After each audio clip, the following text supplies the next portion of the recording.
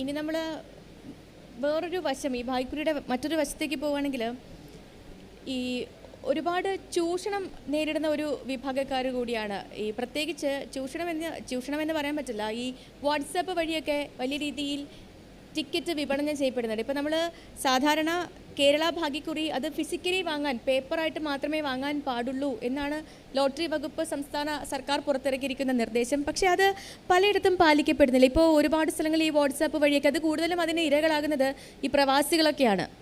ഇവിടുന്ന് ഒരാൾ അയച്ചു കൊടുക്കും, അയാൾ തന്നെ 10 പേർക്ക് അയച്ചു കൊടുക്കും. അപ്പോൾ ആ രീതിയിൽ ഒരു വലിയൊരു സ്കാം നടക്കുന്നുണ്ട്. അപ്പോൾ അത് ഈ ലോട്ടറി വകുപ്പ് അവെയറാണ്, ആ ഒരു കാര്യത്തിൽ അറിയുന്നുണ്ടോ? അതൊക്കെ തീർച്ചയായും നമ്മൾ പലപ്പോഴും ഇത്തരം ആൾക്കാർ വഞ്ചിതരാകുകയും, അതായത് ഓൺലൈൻ സാമൂഹ്യ മാധ്യമങ്ങളിലൂടെ ടിക്കറ്റ് വാങ്ങി എന്ന് കരുതുകയും സമ്മാനം അടിച്ചു കഴിഞ്ഞ് അതിൻ്റെ ക്ലെയിം നടത്താൻ ചെല്ലുമ്പോഴാണ് സമ്മാനവും കിട്ടില്ല, ടിക്കറ്റും ഇല്ല. അപ്പോൾ അവർ പലപ്പോഴും ലോട്ടറി വകുപ്പിനെ ഓഫീസിൽ സമീപിക്കാറുണ്ട്.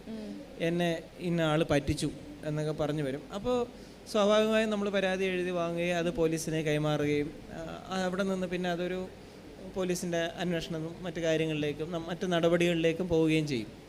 ഇതിലുപരിയായി ഇപ്പോൾ ലോട്ടറി വകുപ്പ് തന്നെ നേരിട്ട് നമ്മുടെ തിയേറ്ററുകളിലൂടെയും പത്രങ്ങളിലൂടെയും മറ്റ് സാമൂഹ്യ മാധ്യമങ്ങളിലൂടെയും നമ്മൾ ധാരാളം ഇതിനെതിരെ ഒരു അവയർനെസ് ക്യാമ്പയിൻ റൺ ചെയ്യുന്നുണ്ട്.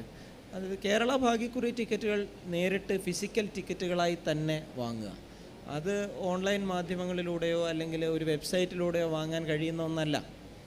അങ്ങനെ വാങ്ങി വഞ്ചിതരാകാതിരിക്കൂ എന്നുള്ള ഒരു ക്യാമ്പയിൻ തന്നെ ഞങ്ങൾ റൺ ചെയ്യുന്നുണ്ട്. മാത്രമല്ല, പരാതി വരുന്നത് ഞങ്ങൾ കൃത്യമായി തന്നെ പോലീസിലും അവിടെയും വേണ്ട ബന്ധപ്പെട്ട ഉദ്യോഗസ്ഥരെ അറിയിക്കുന്നുമുണ്ട്.